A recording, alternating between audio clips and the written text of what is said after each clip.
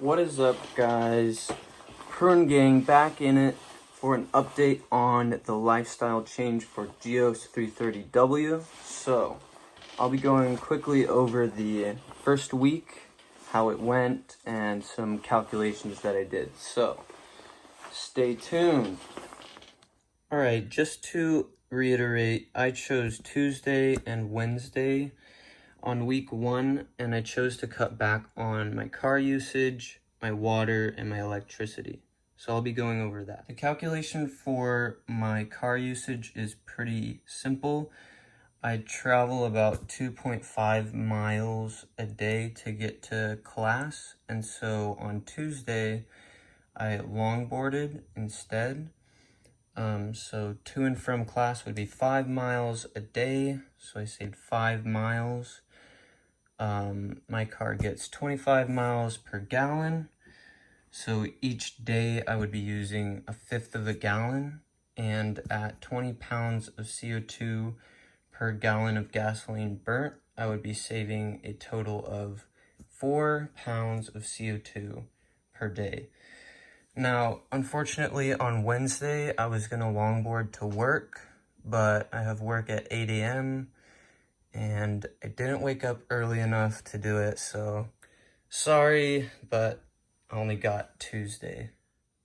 Alright, so for water usage, regularly I shower at home, and my faucet, I read off of it, got 2 gallons a minute.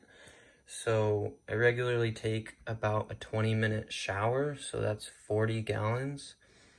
So for Tuesday and Wednesday, I decided to shower instead at the gym because the faucets there only use 1.83 gallons a minute, and I cut my showers down to 10 minutes, which would be equal to 18.3 gallons used. So 21.7 gallons saved times 2 for Tuesday and Wednesday would be a total of 43.4 gallons saved. Alright, so for electricity, my heater in my apartment uses 15,000 watts per hour, which is 15 kilowatt hours. I learned from the PG&E website that on our last energy cycle, we were using 19.15 kilowatts per day, so times 30 days would be 574.5 kilowatt hours per month, and our bill being $175, it winds up being 30 cents per kilowatt hour. As far as savings go, after we turned off the heating for Tuesday and Wednesday, that would be 15 kilowatt hours saved because we're just not using the heater for an hour like we regularly do. And from class, I learned that 1 kilowatt hour is equal to 0.4688 pounds of CO2.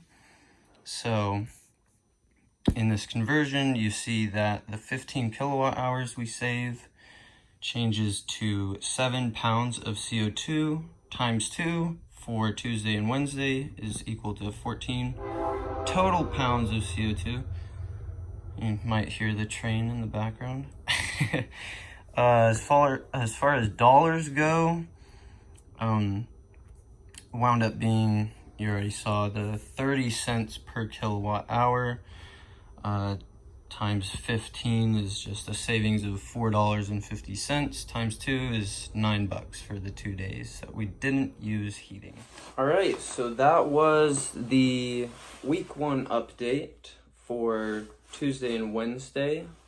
It was pretty interesting trying to save in those different ways.